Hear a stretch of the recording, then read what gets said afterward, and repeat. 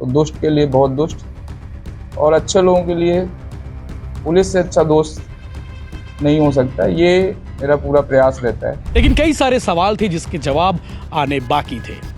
Input कैसे मिला और ये इनकाउंटर कैसे हुआ? आईपीएस जितेंद्र शुक्ला ने प्रेस कॉन्फ्रेंस करके एक एक चीज को समझाया है। लगभग 22-25 मिनट के आसपास उन्होंने कंट्रोल रूम में प्रेस कॉन्फ्रेंस की और उस प्रेस कॉन्फ्रेंस में उन सारे सवालों के जवाब आने बाकी थे जिसका इंतजार हमें था, आपको था। उसको सरेंडर करने के बोलने के साथ साथ हमने जवाबी फायर किया, परंतु उसने सरेंडर करने से इनकार करते हुए फायरिंग जारी रखी। एक और चीज सामने आई है कि अमित जोश जो है भिलाई दुर्ग का क्राइम की दुनिया का बादशाह बनना चाहता था। उसे लगता था कि शहर उसके हिसाब से चले और इसीलिए बैक टू बैक वो एक के बाद एक अपराध करता गया। पुलिस तो सबको एक बराबर से ट्रीटमेंट करती है, परंतु उसका अपना सपना था, वो खुद को मानता था कि वो बड़ा गुंडा है और वो डॉन बनेगा।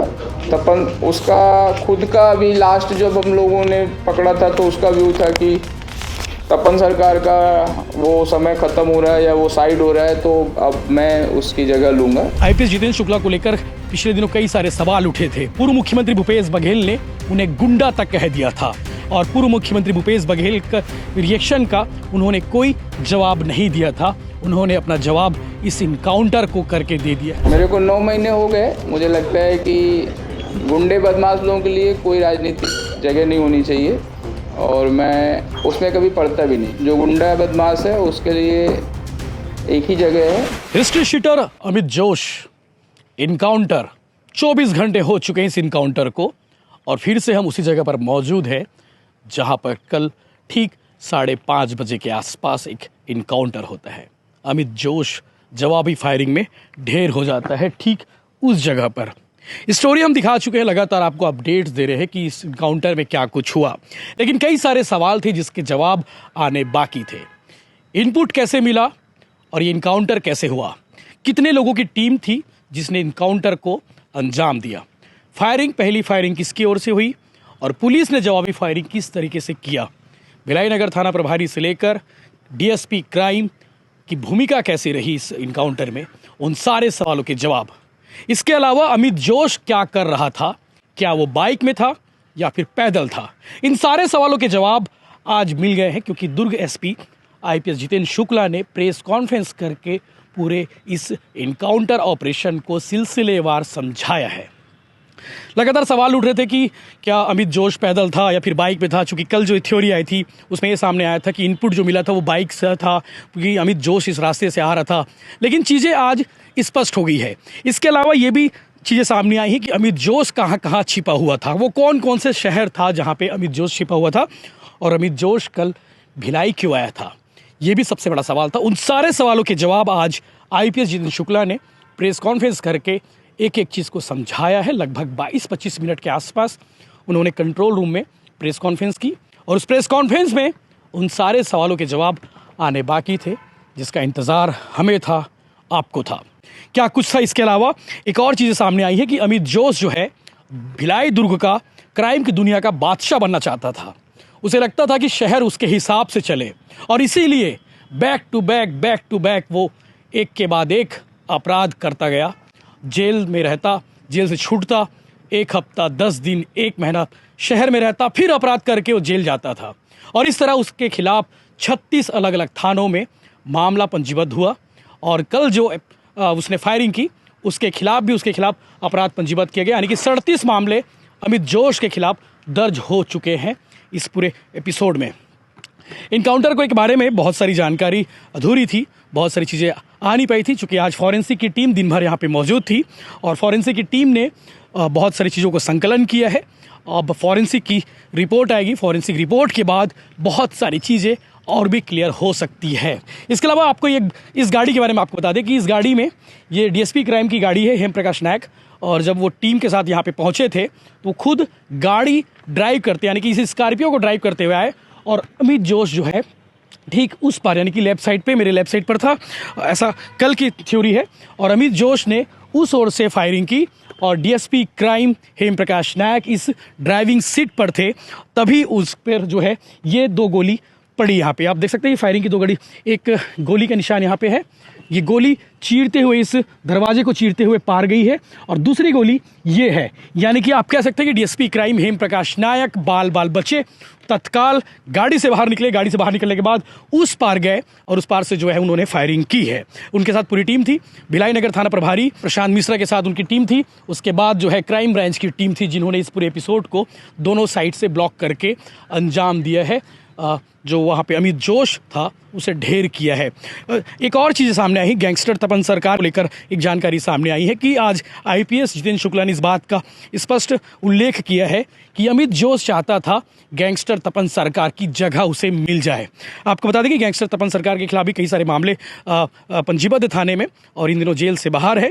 एक मामले में उन्हें रिहा किया गया है और यही चीज़ वो चाहता था कि एक दौर उसका आने वाला है। एक तपन सरकार का दौर था, वो दौर चले गया है, उसे लगता था अमित जोश को, और अमित जोश चाहता था कि तपन सरकार के बाद अब वो तपन सरकार की जगह ले ले। ये भी आज आईपीएस जितेंद्र शुक्ला ने किया है कि वो अपराध की दुनिया का बादशाह बनना चाहता था और आज उसका अंत हो चुका है। इसके अलावा आपको बता दें कि जो जिस पर हंसा है और उसने इतिहास बदला है। ये भी आप कह सकते हैं कि आईपीएस जितेंद्र शुक्ला को लेकर पिछले दिनों कई सारे सवाल उठे थे। पूर्व मुख्यमंत्री भूपेश बघेल ने उन्हें गुंडा तक कह दिया था और पूर्व मुख्यमंत्री भूपेश बघेल का रिएक्शन का उन्होंने कोई जवाब नहीं दिया था। उन्होंने अपना जवाब इस इनकाउंटर को करके दे दिया है। आप देख सकते हैं उनका एक वीडियो को सोशल मीडिया पर लगातार वायरल हो रहा है। वो कह रहे हैं कि पुलिस दुष्ट के लिए दुष्ट है और मित्र के लिए मित्र है। कि ये कह सकते हैं पूर्व मुख्यमंत्री भूपेश बघेल ने जो सवाल उठाए थे आईपीएस जितेंद्र शुक्ला पर, दुर्ग में लगातार अपराध बढ़ रहे हैं, पुलिस वाला गुंडा है, एसपी गुंडा है, उन्होंने ये साफ कहा था 24 अगस्त 2024। आपको बता दूं कि दुर्ग में एक धरना प्रदर्शन था देवेंद्र यादव के समर्थन में, कांग्रेस का धरना प्रदर्शन था। उस कांग्रेस के धरना प्रदर्शन में पूर्व मुख्यमंत्री भूपेश बघेल शामिल हुए थे और उन्होंने एक मामले को लेकर दुर्ग एसपी पर सवाल उठाए थे और दुर्ग एसपी को गुंडा कहा था। लेकिन दुर्ग एसपी जितेंद्र शुक्ला ने इस गुंडे का इनकाउंटर कर साफ कर दिया कि गुंडा कौन है। कह सकते हैं कि उस आरोप का जवाब क्या हो सकता है उन्होंने ये करके दिखा दिया है। लगातार चीज़ें चल रही हैं, आप आगे देखिए। मैं ज़्यादा लंबा नहीं खींच सकता क्योंकि बहुत सारी चीज़ें मैं पहले ही स्पष्ट कर चुका हूँ, लेकिन उन सारे सवालों के जवाब आज आपको मिल जाएंगे उस प्रेस कॉन्फ्रेंस में। आप प्रेस कॉन्फ्रेंस का पूरा वीडियो देखिएगा, पत्रकारों ने क्या क्या सवाल किए। जब हमने बहुत सारे सवाल किए, पत्रकारों की ओर से जो सवाल थे उसके जवाब दुर्ग एसपी जितेंद्र शुक्ला ने क्या कुछ दिए। के लिए बुलाया गया है। एक तो घटना कल की है जो आप सभी लोगों के नॉलेज में है। मुझे लगता है कुछ भी चीज़ें बची नहीं हैं, बट फिर से चूँकि ऑफिशियल कल प्रेस ब्रीफिंग नहीं हुई थी, मौका वारदात से ये सारी चीज़ें बताई गई थी, तो फ्रेश तरीके से उस पर बातचीत करने के लिए आज आपको बुलाया गया था।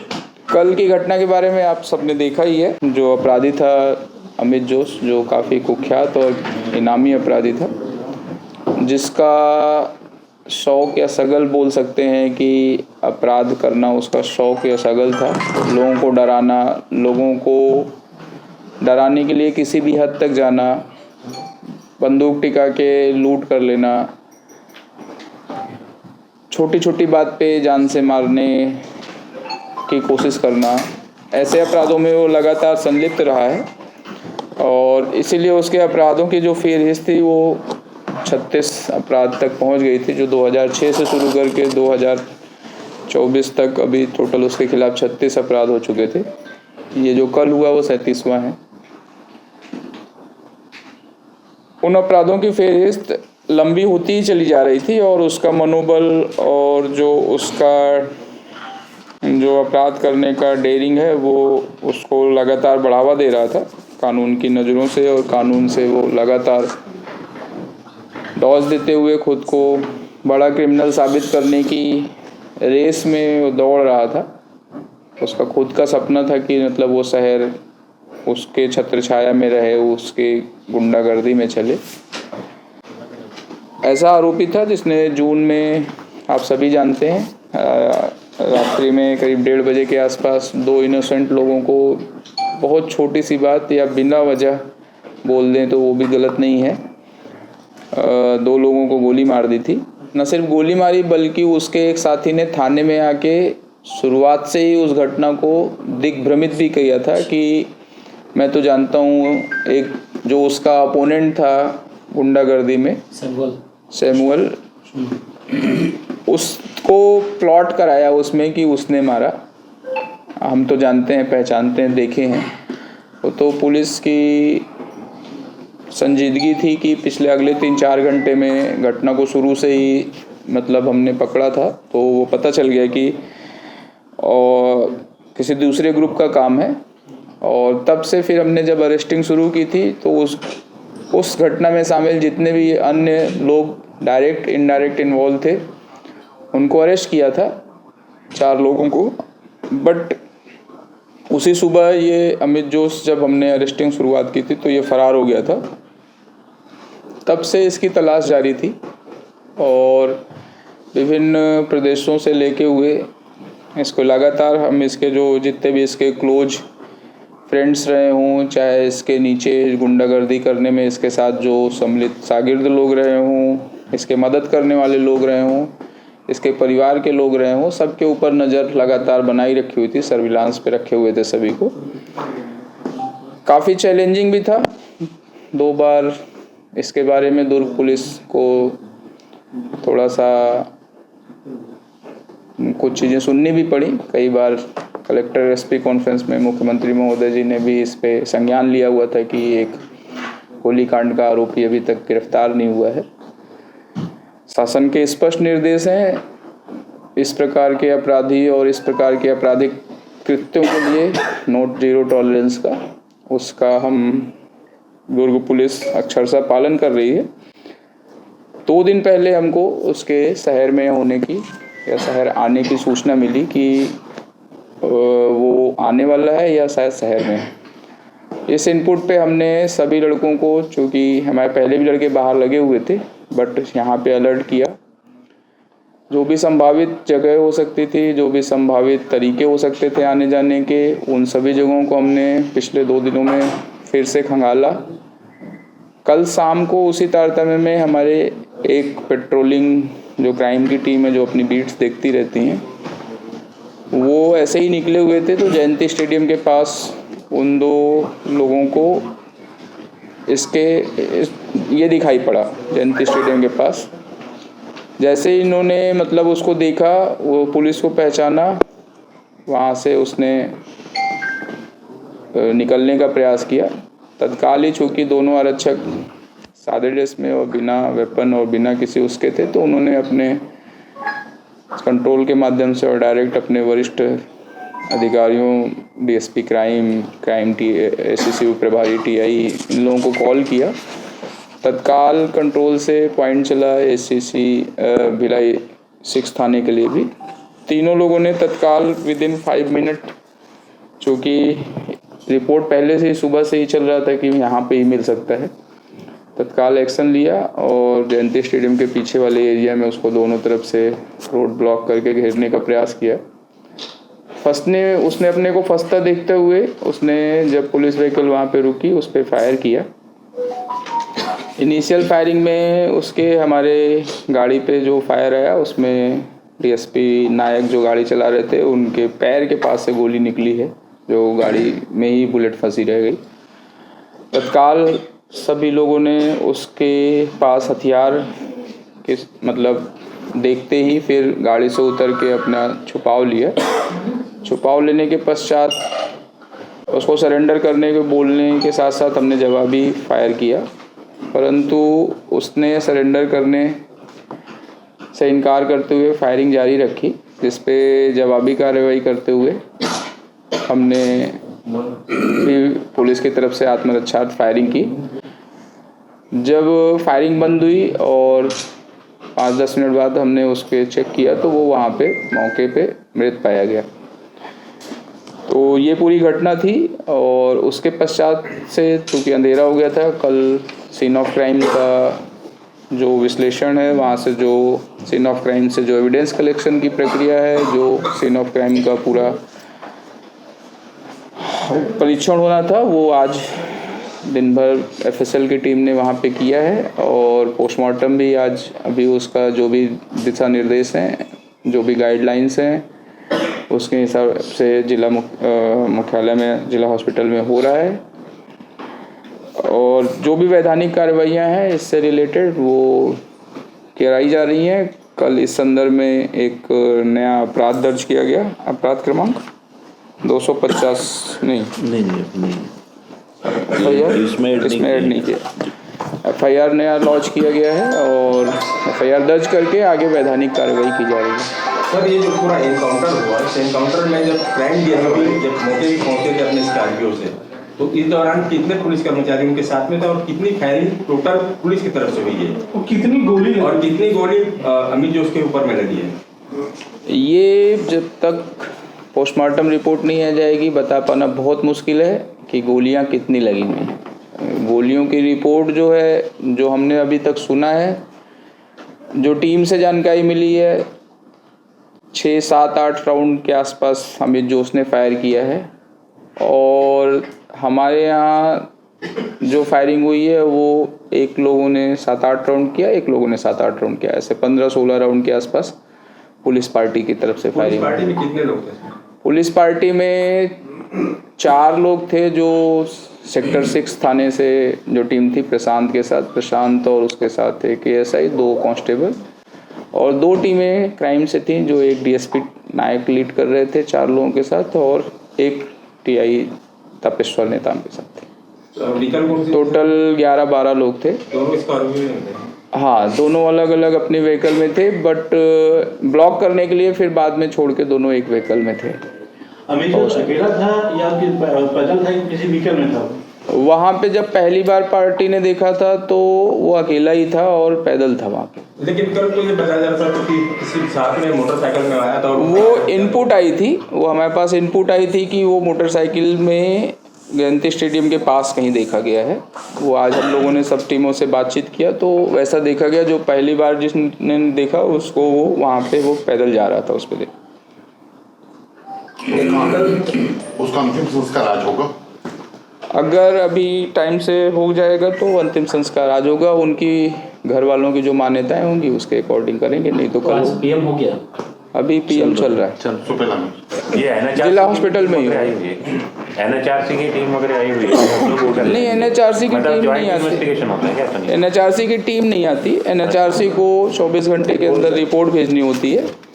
वो अभी हम FIR दर्ज हो गई है, PM हो गया है, उसके बाद जो उनकी बिंदु होते हैं उसको पूरा करने के बाद वो आसाम से एक रिपोर्ट उनका अपने तरफ से और उसके तरफ से कितने कारतूस होकर बरामद हुए? ये अभी फॉरेंसिक टीम से रिपोर्ट आ जाएगी तो पता चलेगा। वो पिस्टल का मेक पता चला है कि जो अमित जोश के पास से रिकवर हुआ है? ये सारी चीज़ें भी फॉरेंसिक रिपोर्ट आएंगी तो ही बता पाएंगे। बैलिस्टिक रिपोर्ट जब आएगी तभी पता उसके चल पाएगा। परिजन बॉडी स्वीकार कर रहे हैं? अभी तो पोस्टमार्टम चल रहा है, उनके परिजन है वहाँ पे। और परिजन को सूचित कर दिए जब परिजन को सूचित कर दिए, परिजन है वहाँ पे। पोस्टमार्टम के लिए उनकी प्रेजेंस चाहिए थी, परिजन है वहाँ। माँ और बहन कौन है ये बता पाना, कंफर्म कर पाना थोड़ा सा। एक सवाल है कि गोली उसने चलाया और पुलिस ने जवाबी फायरिंग की, तो उसके हाथ में रिवॉल्वर रखा था? रखा नहीं था, पकड़ा हुआ था। तो ऐसे मारने में सर ठेकाता है या आदमी गिर जाता है तो रिवॉल्वर? अब ये तो वही बता सकता है, हम लोग कैसे बता सकते हैं। उसका रियल सीन पेपर करना पड़ेगा। वीरेन के साथ सीन रिक्रिएट करा सकते हैं। जिन लोगों ने एनकाउंटर किया उनके लिए क्या आउट ऑफ टर्न प्रमोशन का है? ये कितने लोग हैं? आउट ऑफ टर्न प्रमोशन शासन की प्रक्रिया है। हमारी तरफ से, मेरी तरफ और IS सर की तरफ से इनाम जो था 40,000 रुपये का, वो इनाम वो टीम को दिया। पुलिस टीम का है इनकाउंटर का श्रेय। ऐसा कोई पर्टिकुलर एक आदमी काम नहीं करता। पिछले 4.5 महीने से हम वॉच कर रहे हैं, वो किसी एक लड़के का काम नहीं है। अलग अलग टाइम में 15 दिन, 10 दिन, 15 दिन अलग अलग लोगों ने नज़र रखी है। जैसे अभी पिछला डकैती वाला था, हम बोले कि नहीं हम एक दिन में काम कर लिए और एक आदमी का उसका श्रेय है। मेरा अकेले का श्रेय नहीं है। SP के नाम पे चला जाता है तो बात अलग है, बट पूरी टीम ने काम किया है। सर, दोनों पुलिस इस बात को मानती है कि जो दहशत है उसका अमित जोश का वो समाप्त हो गया करके? मुझे लगता है कि मतलब उसका दहशत ख़त्म करने की ज़रूरत थी और उम्मीद करता हूँ कि आप सभी लोग भी हैं ये संदेश सामने ज़रूर पहुँचाएंगे कि ऐसी दहशत एक्सेप्टेबल नहीं है। सर ये आज जब कल जब अमित जोश सामने आया, नज़र में आया, इसके पहले कितनी बार ऐसी जानकारी मिली होगी कि कहाँ है, कैसे है, किन लोगों के साथ है? अलग अलग टाइम पे पुलिस को सूचनाएं मिलती रही हैं और पुलिस उसको मतलब उस सूचना को कंफर्मेशन के लिए भी हमने कई बार चेक किया है। अलग अलग जगहों पे होने की उसको सूचना मिली है। एक आध दो और उसी के साथ के लोगों ने डर के पुलिस को भी मैसेज डाला हुआ है।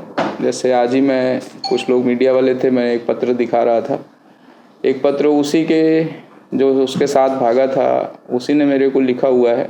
चूँकि अभी तक डिस्क्लोज नहीं कर रहे थे क्योंकि वो मैटर अंडर इन्वेस्टिगेशन भी था और वो फरार चल रहा था, उसकी फरारी और लंबी भी हो सकती थी। तो सूचनाएं अलग अलग सोर्सेस से मिल रही थी और अभी भी ये केस ख़त्म नहीं हुआ है। जितने लोगों ने इस दौरान उसकी मदद की है, जितने लोगों ने भी इस दौरान उसको प्रश्रय दिया है, जितने लोगों ने भी जुर्म करने वाले को बढ़ावा देने के लिए शरण दिया हुआ है, उन सभी को भी हम इस अपराध में फिर से खींच के ले आएंगे और उनकी सही जगह जो जेल में है उनको वहाँ पहुँचाएंगे। सर, ये इनकाउंटर पब्लिक प्लेस में हुआ है और इसमें किस तरह की कठिनाई का सामना करना पड़ा पुलिस को? क्योंकि वो तो अपराधी, वो गोली चला रहा होगा किसी भी तरह किसको भी लगे, लेकिन अपने ऑफिसर्स को कैसे मतलब किन कठिनाइयों का सामना करना पड़ा? पुलिस को ऐसी परिस्थितियों और बाद में ऐसे सवालों का भी सामना करना पड़ता है और बहुत सारी लीगल प्रोसेसेस भी, चाहे जितना भी हम वो कर लें, हमको झेलना पड़ता है। परंतु आपने बहुत सही बोला है, हमको ये हमेशा ध्यान रखना पड़ता है, हमको जो वेपन मिले हैं वो पब्लिक सेफ्टी के लिए मिले हुए हैं पहला, और हमको जो वेपन मिले हैं वो अपने आत्मरक्षार्थ, जब भी हम अच्छे काम या किसी पब्लिक इंटरेस्ट में वर्क में लगे हैं तो आत्मरक्षार्थ मिले हुए हैं।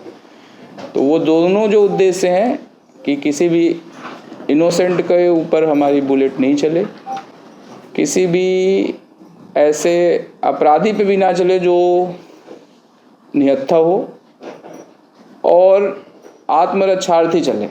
इन तीन उद्देश्यों के तहत ही हम काम करते हैं और जिम्मेदारी होती है वेपन हम अपराधी नहीं बन सकते, हमारी जिम्मेदारी है कि हम वेपन रखे हैं तो वेपन के ये तीन उद्देश्य हमेशा ध्यान रखें और इन्हीं तीन उद्देश्यों के तहत पुलिस हमेशा वेपन यूज करती है। इसके अलावा कभी वेपन नहीं यूज करती। ये टीम के लिए कौन सा कितना अवार्ड था सर? आईजी साहब की तरफ से कितना? 10,000 मेरी तरफ से और 30,000 आईजी साहब की तरफ से। और ये अमित जोश के ऊपर कितना था? उसी के ऊपर। सर, वो जो मौके पे जो स्कॉर्पियो सभी ने देखा है तो वो अमित जोश ने तोड़ा या फिर हमारी पार्टी ने जो ग्लास टूटा दरवाजे का? वो बुलेट से टूटा है। वो बुलेट जब घुसा है नीचे तो ग्लास का नीचे उसका बेस होता है, उस बेस में टूटा है शायद। लेकिन वो खसका हुआ दिख रहा था थोड़ा सा। अब वो फॉरेंसिक का पता चलेगा कैसा हुआ है। वीडियोग्राफी कराया है सर, वो नीचे से जांच उच के आदेश हुए हैं क्या अभी? हाँ, आज हम उसमें, चूँकि किसी भी इनकाउंटर में मजिस्ट्रियल जांच कंपलसरी होती है तो उसके लिए हमने अभी कलेक्टर को पत्र लिखा है। कलेक्टर महोदय उसमें जो भी आवश्यक कार्रवाई है उसके लिए निर्धारित करेंगे, जिसमें सभी पहलुओं पे फिर से एक बार मजिस्ट्रेट की जांच भी होगी और उस पर रिपोर्ट भी आएगी। सर, अमित जोश जो फायर कर रहा था वो देसी कट पिस्टल था या रिवॉल्वर, कितने एमएम का था उसमें कारतूस? ये अभी बता पाना मुश्किल है, फॉरेंसिक रिपोर्ट आ जाएगी तो। वैसे तो वो देसी पिस्टल है जो नॉर्मली उपलब्ध रहती हैं, 10 राउंड या 12 राउंड लगता है उसमें मैगजीन में, वो वही वाली पिस्टल दिख रही है। और बोर जो अंदाजन दिख रहा है वो 0.32 का ही बोर दिख रहा है, या हो सकता है उससे ज़्यादा हो तो अभी नहीं तो वो देखेंगे। 9mm पिस्टल नहीं होती, बोर होता है उसका 0.38, तो वो इजीली अवेलेबल है। सर, अब तक कितना इनकाउंटर हो चुका है भिलाई में? ये तो आप लोग ज़्यादा अच्छे से जानेंगे, मैं तो 9 ही महीने से। कितने अपराध दर्ज थे उसके ऊपर? टोटल 36 अपराध थे और 36 अपराधों की लिस्ट में भी आप देखेंगे तो 2006 से शुरू हुआ है और सामान्य मारपीट से शुरू में शुरुआत किया। पहला अपराध जो था, जो गंभीर चोट पहुंचाया था, 324 दर्ज था। तब वो नाबालिग था, तब वो 15 साल का ही था। 12 केस जो हैं इसमें से 36 में से आर्म्स एक्ट के हैं। इसमें कहीं ना कहीं उसने चाकूबाजी की है या फिर उसने गोली चलाई है। एक 302 का अपराध है जो 2013 का है, जिसमें उसने जान से मारने का प्रयास किया था, बाद में आदमी की डेथ हो गई थी। ऐसे करके 4 या 5 लूट के अपराध हैं। 394 जो दर्ज हैं वो भी सारे आर्म्स के साथ हैं, मतलब तो वो लिस्ट आपको शेयर की गई है, आप लोग उसको देख सकते हैं। अब तक कितने बार जेल गया वो? जेल तो मेरे सामने ही, वो जब मैं आया था तो उसके बाद ही एक बार हमने 354 में जेल भेजा और एक जेलर के ऊपर हमला किया हुआ था, जेलर के घर पे उस पे हमला किया हुआ था। 2 बार तो हमने ही जेल भेजा।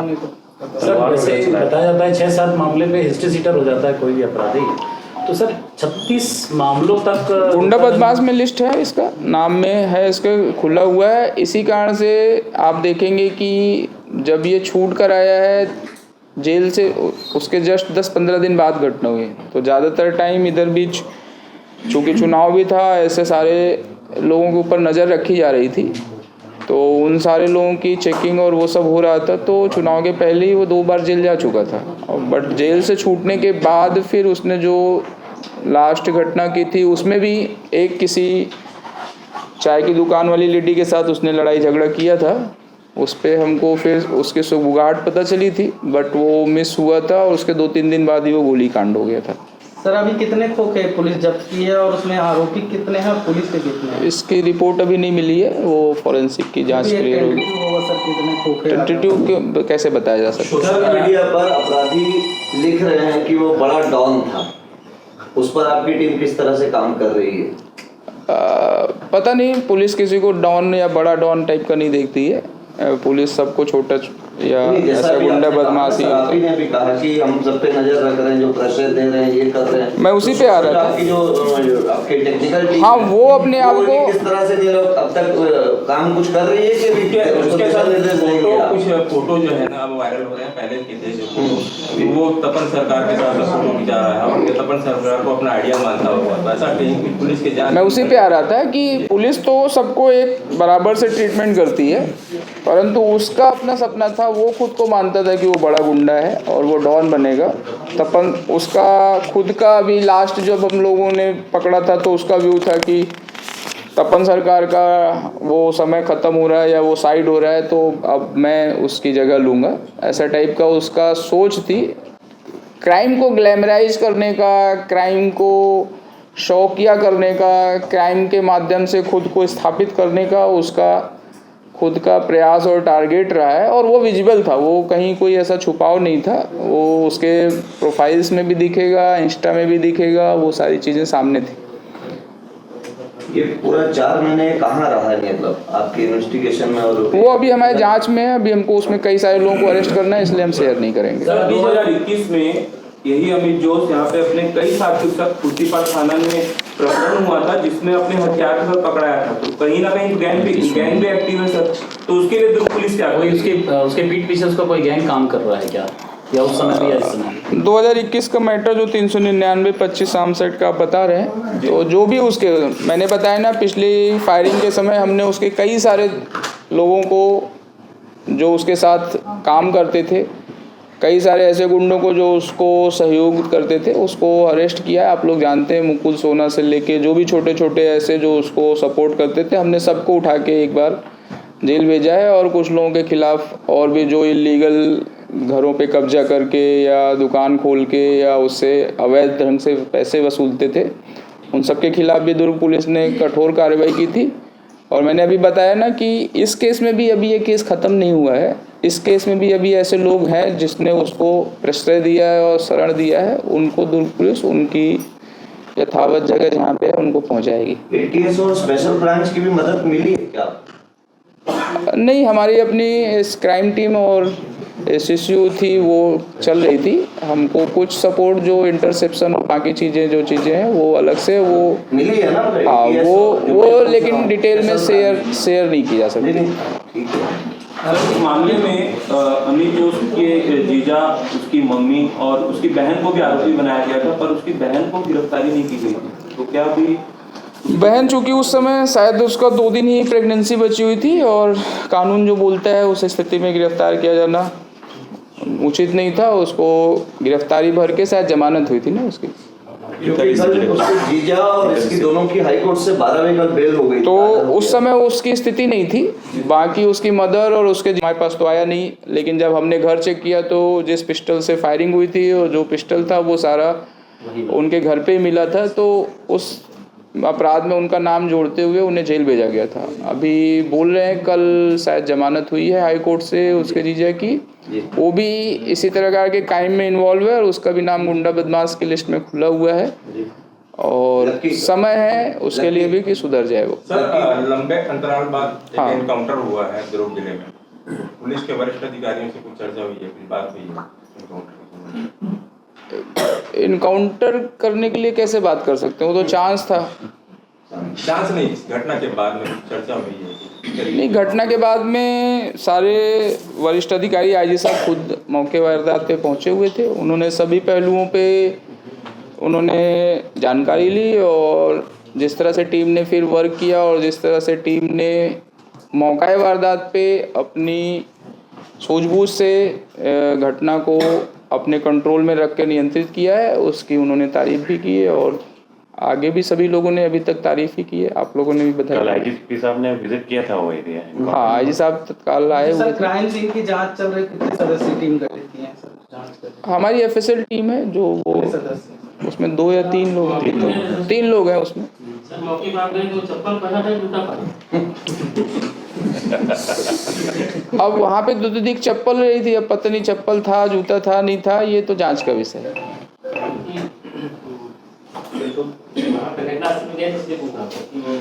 रात में ऐसा कुछ स्पष्ट नहीं हुआ है, वहाँ चप्पल जूते ढूंढने नहीं गए थे। सर बीते दिनों भी दुर्ग में कई स्ट्रीट शूटरों की हत्या की गई, तो क्या निगरानी गुंडा बदमाशों के लिए अब आगामी दुर्ग पुलिस की क्या रणनीति रहेगी?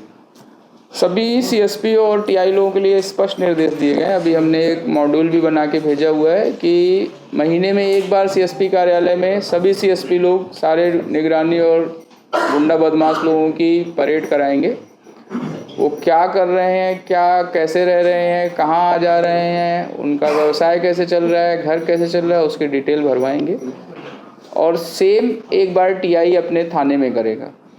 तो इस प्रकार कम से कम महीने में 2 बार गुंडा बदमाश लोगों की पेट्रोलिंग परेड उसकी ऑफिसेज में कराई जाएगी और इंश्योर कराया जाएगा कि उनके ऊपर चौकस निगाह रखी जाए। इस ऐसे मामलों में जैसा आपने भी दिशा निर्देश तो दे दिया है, लेकिन ऐसे मामलों में राजनीतिक दबाव में झुक तो नहीं जाएगी दुर्ग पुलिस? सफेद पोस्ट लोगों का प्रभाव। मेरे को 9 महीने हो गए, मुझे लगता है कि गुंडे बदमाश लोगों के लिए कोई राजनीतिक जगह नहीं होनी चाहिए और मैं उसमें कभी पढ़ता भी नहीं। जो गुंडा बदमाश है उसके लिए एक ही जगह है जो कानून और विधि सम्मत जेल की दीवारें हैं, वहीं पे होनी चाहिए।